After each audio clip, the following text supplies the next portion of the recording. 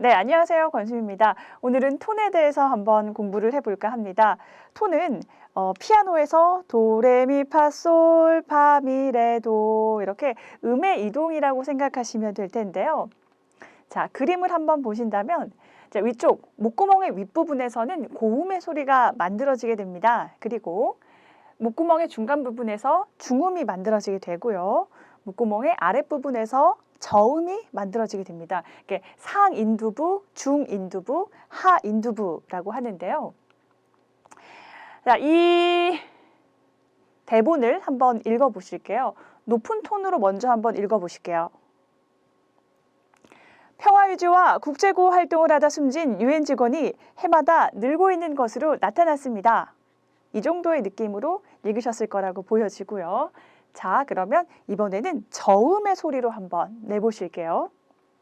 평화유지와 국제구호 활동을 하다 숨진 유엔 직원이 해마다 늘고 있는 것으로 나타났습니다.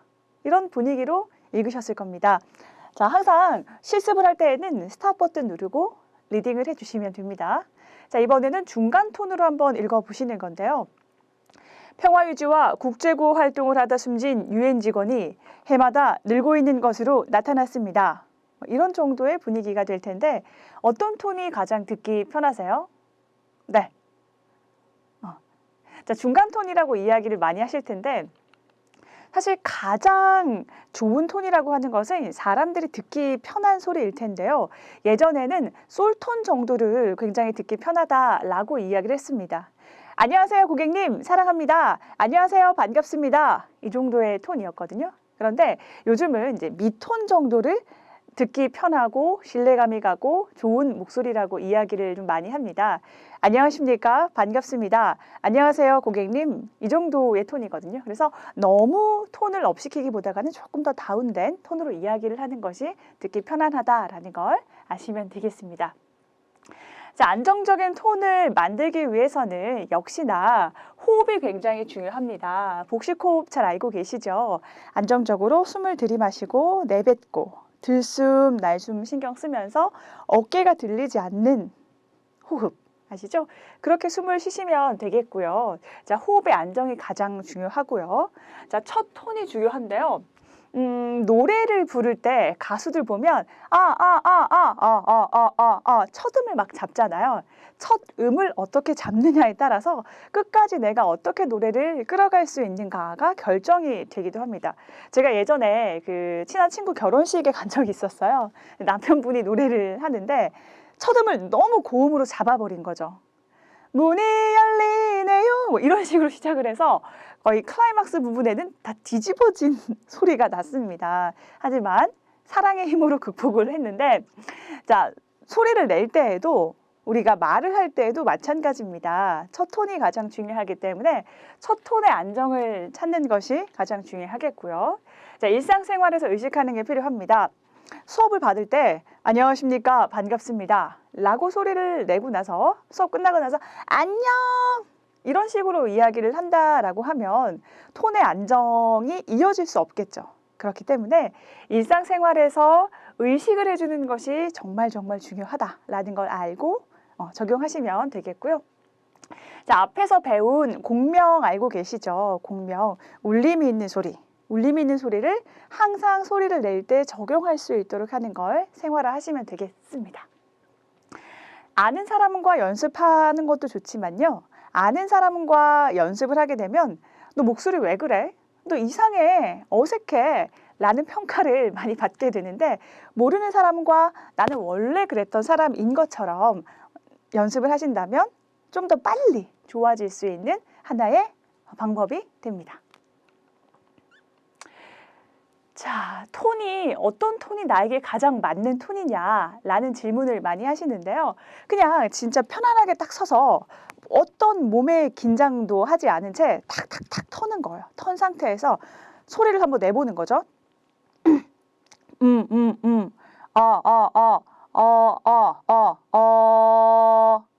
이게 바로 나에게 맞는 키톤이 되는 거예요.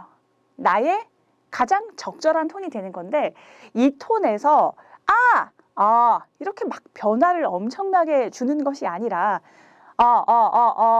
내가 편하다고 한 이 톤에서 아래 위로 조금 교정을 하는 것이 바로 나에게 적절한 톤을 완성시키는 길이 되는 겁니다. 그래서 나의 기본적으로 가지고 있는 키톤을 좀 찾아보는 것이 도움이 되겠죠. 자, 여기 명치를 생각하시고요. 편안하게 소리를 끌어냈을 때 그 소리가 바로 나에게 맞는 톤이다라는 걸 기억하시면 되겠습니다. 자, 억양 알기. 억양이라는 것은 음의 상대적인 높이를 변하게 하는 것인데요. 음절 억양, 단어 억양, 문장 억양이고 비슷한 말로는 어조가 있습니다. 그러니까 이야기를 할 때 어떤 식으로 내가 말을 하고 끌어가느냐라는 거죠. 사투리를 쓰시는 분들은 니 뭐 하는데 뭐 이런 식으로 굴곡이 굉장히 많다라는 거고요. 표준어로 이야기를 한다고 하면 너 뭐 하는데? 뭐 해? 이런 식으로 좀 부드럽게 올라간다라는 거죠. 뭐 해? 끝만 올라가면 서울말인가요? 네, 좀 어색하죠. 뭐 해? 약간 부드럽게 연결시키는 투로 이야기를 하는 것이 좋습니다. 자, 내가 이야기를 하는데 주로 신뢰감을 주는 이야기를 많이 한다라고 하시는 분들은 억양을 좀 내리셔야 돼요. 마지막 종결 어비를 좀 내려주는 형태로 이야기를 하셔야 됩니다. 자, 예를 들면 하강조가 될 텐데요. 하강조로 이야기를 하게 되면 신뢰감, 단호함, 자신감이 묻어나는 말하기를 할 수가 있습니다. 자, 한번 보실게요. 어미뿐만 아니라 중간중간 조사도 좀 더 떨어뜨려주는 형태로 진행을 해보시는 거예요. 문화재청은 연휴 기간인 3일부터 6일까지 경복궁과 창덕궁 등 4대 궁과 종묘, 조선왕 등 국립고궁박물관 등의 주요 문화 유적지를 휴무 없이 전면 개방합니다. 자, 다 떨어뜨리고 있죠. 올라가는 것이 아니라 다 아래를 향하고 있다라는 걸 기억하시면서 계속 이어갈게요. 이들 유적지는 곳에 따라 매주 월요일 또는 화요일에 문을 닫았지만 이번 연휴 기간에는 어린이날과 석가탄신일이 포함돼 전면 개방하기로 했습니다. 이런 식으로 아래로 다 떨어지는 형태를 취하고 있다라는 걸 아시면 되겠습니다. 반대로 나는 너무 지루해. 내가 이야기만 하면 다른 사람들이 졸고 있어. 내 얘기에 집중을 안 해. 라고 하시는 분들은 좀 더 생동감 있게, 발랄하게, 리드미컬하게 이야기를 해 주실 필요가 있는데요. 자, 그러려면 억양을 내리는 것이 아니라 반대로 좀 올려야 된다라는 걸 기억하시면 되겠습니다. 자, 억양을 어떻게 올리는지 한번 실습을 해볼 텐데요.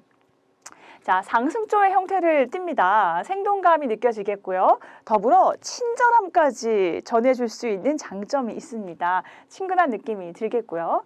자, 문장을 한번 읽어볼게요. 가끔 옛날에 쓰던 일기장이나 수첩 꺼내보면 하하 웃음도 나고 추억이 생각날 때 있잖아요. 어제 뭐 했는지, 며칠 전에 뭐 했는지도 모를 만큼 참 정신없고 바쁘게 사는 요즘인데요. 생활의 작은 즐거움 놓치지 않게 하루쯤은 여유롭게 지내보는 것 어떨까요? 여러분의 힐링을 위한 시간 시작합니다. 이런 식으로 좀 더 부드럽게 올라간다라는 걸 기억하시면 되겠습니다. 자, 앞에 연습을 좀 못하셨던 분은 자, 하강조 연습을 하시고 스탑 버튼 누르고 비슷하게 한번 읽어보시고 핸드폰으로 녹음해 보시길 권해드릴게요. 그런데 습관적으로 계속 올라가는 상승조의 어미를 가지셨던 분들은 하강조로 떨어뜨리려고 해도 갑자기 잘 안 돼요. 문화재청은 연휴 기간인 3일부터 6일까지 경복궁과 창덕궁 등 4대 궁과 이런 식으로 이야기를 하실 텐데 그렇게 하시면 안 되고요. 하강조 연습이 필요합니다. 그래서 억지로 좀 떨어뜨리시는 연습을 하세요. 문화재청은 연휴 기간인 3일부터 6일까지 억지로 손의 동작을 함께 하면서 아래로 떨어뜨리는 연습을 하셔서 그 하강조에 대한 감을 좀 익히셔야 됩니다. 억지로 좀 노력을 하실 필요가 있고요.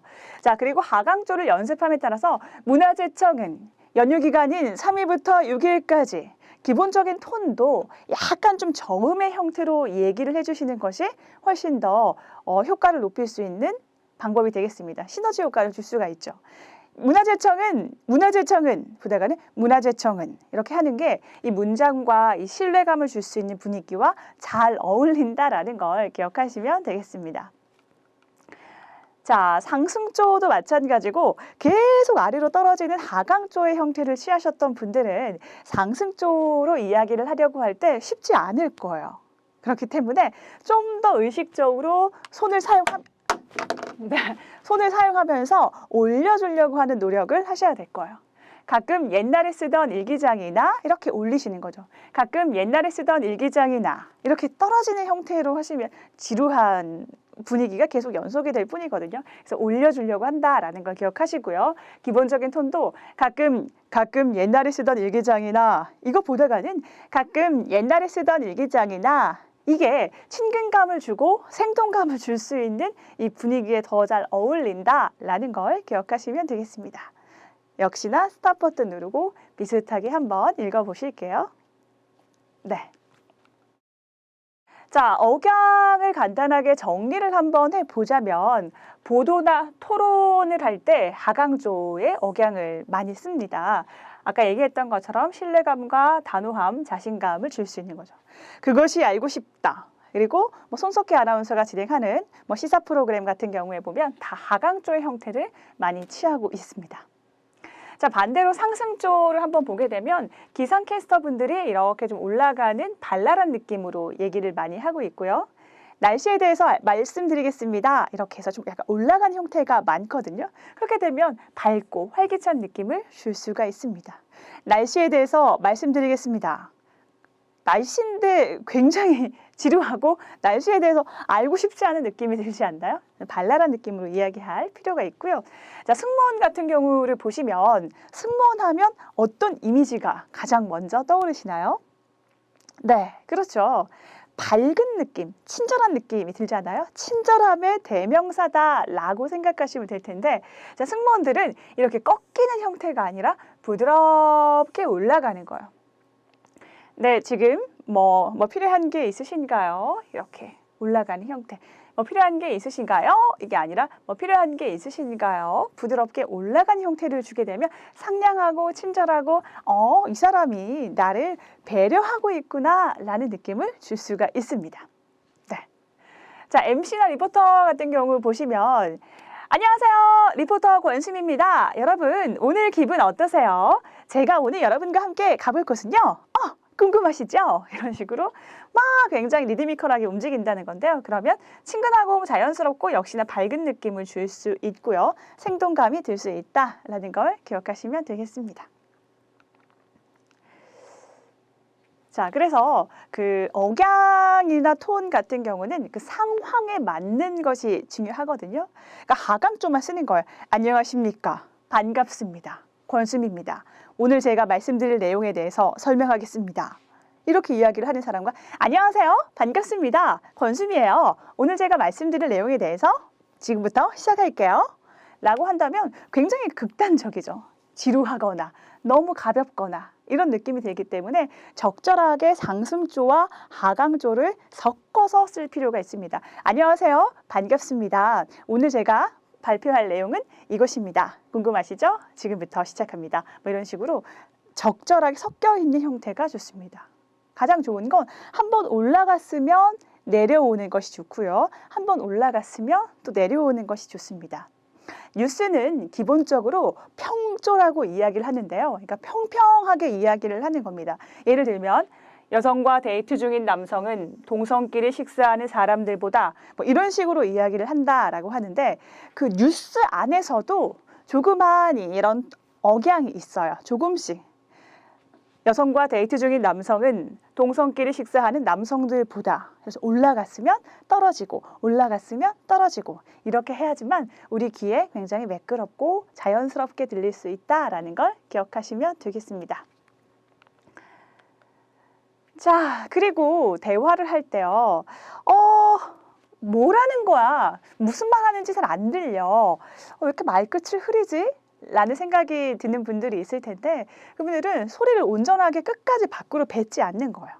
안녕하십니까? 반갑습니다. 라고 하는데 첫 번째로는 호흡 조절이 좀 잘못됐어요. 그분들을 보면 숨을 안 쉬는 경우들이 많습니다.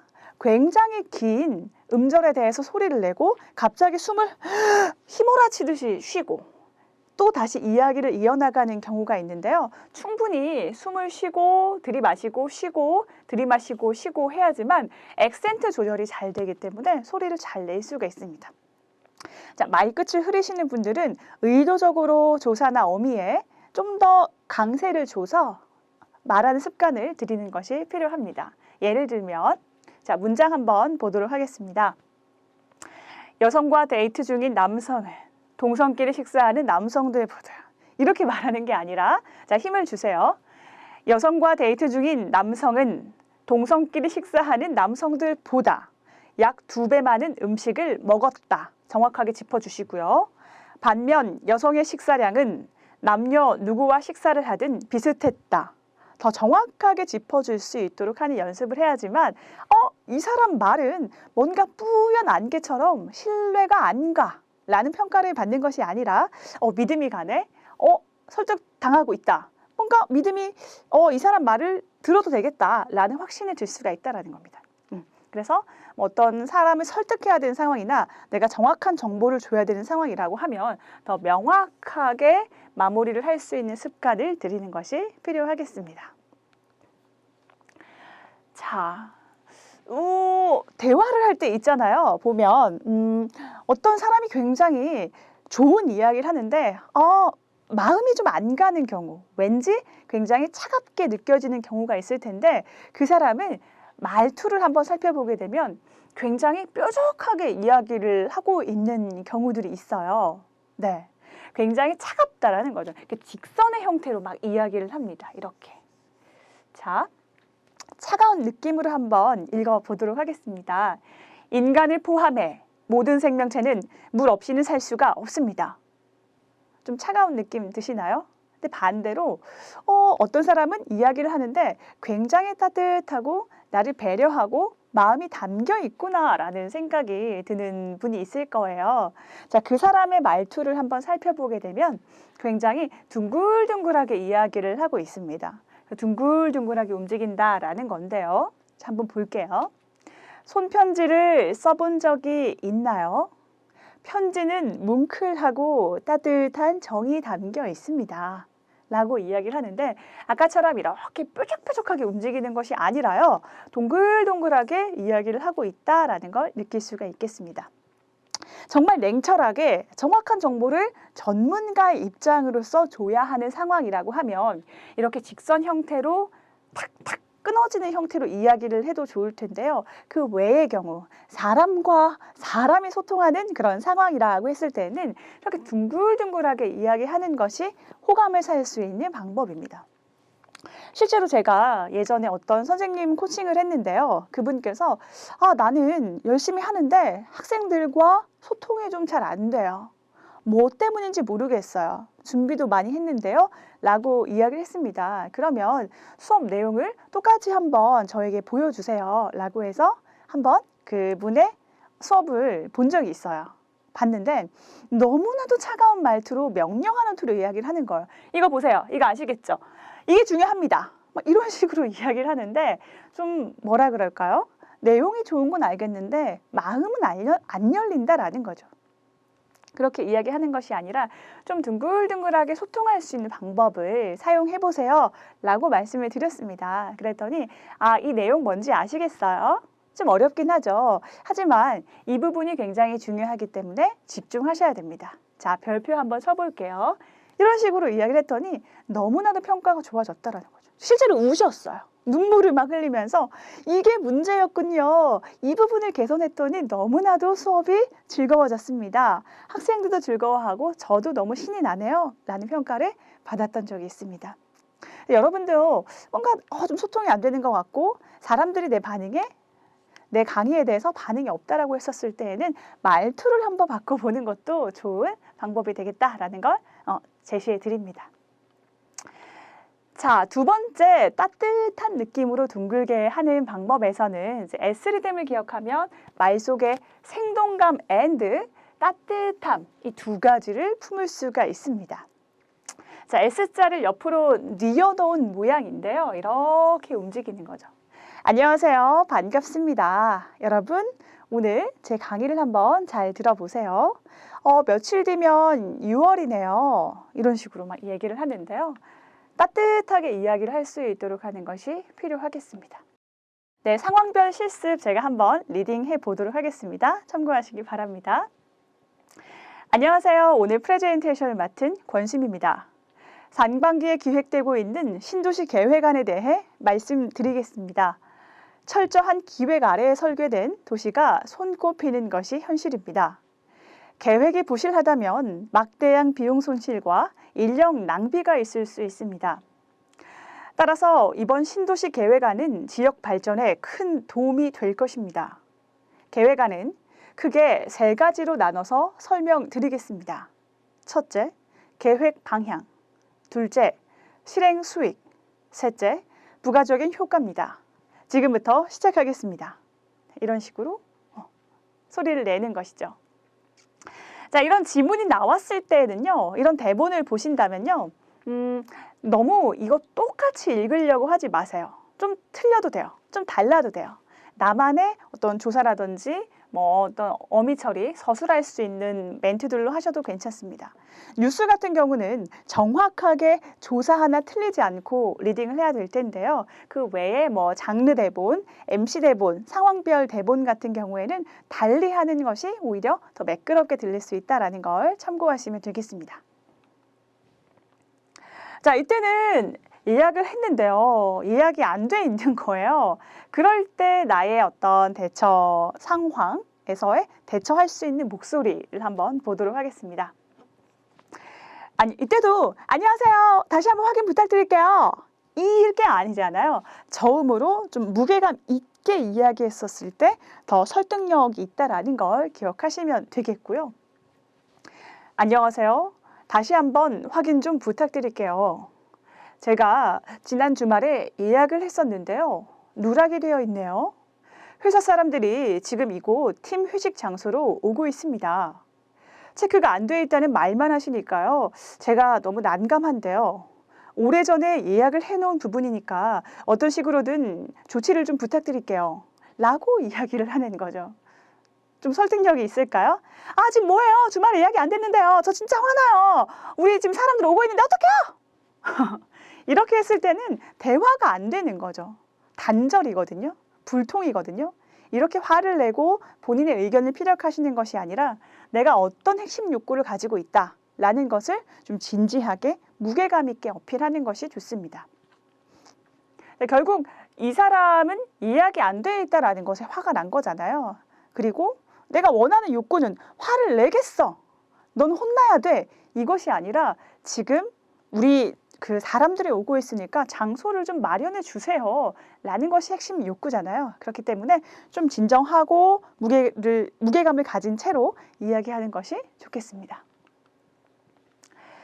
자, 이 상황은 이제 과장님께 본인의 역할에 대해서 좀 변경을 부탁드리는 이야기인데요. 한번 볼게요. 역시나 이것도 막 과장님 이렇게 얘기하는 것이 아니라 무게감 있게 이야기를 해야겠죠. 굉장히 진지하게 이야기를 해야지만 설득력이 있겠죠. 저음으로 하강조로 이야기를 합니다. 과장님이 항상 저를 챙겨주시는 마음 항상 감사하게 생각하고 있습니다. 저도 항상 부장님 마음 실망시키지 않기 위해서 더 노력하겠습니다. 하지만 이번 프로젝트에서 저에게 주어진 역할을 소화해내기에는 조금 어려움이 있을 듯합니다. 제가 취약한 부분이라 기획보다는 마케팅으로 역할을 조금 변경해 주신다면 더 잘 수행하도록 하겠습니다. 부탁드릴게요. 라고 이야기를 하는 것이죠. 네. 그 말투가 굉장히 중요하다라는 거고요. 그 말투를 만들기 위해서는 톤과 억양이 굉장히 중요하다라는 걸 생각해 주시면 되겠습니다. 자, 이상 톤에 대해서 알아봤는데요. 역시나 좀 돌려보면서 스탑 버튼 누르고 대본 연습을 좀 많이 해보시기 바랍니다. 다음 시간에 뵐게요. 수고하셨습니다.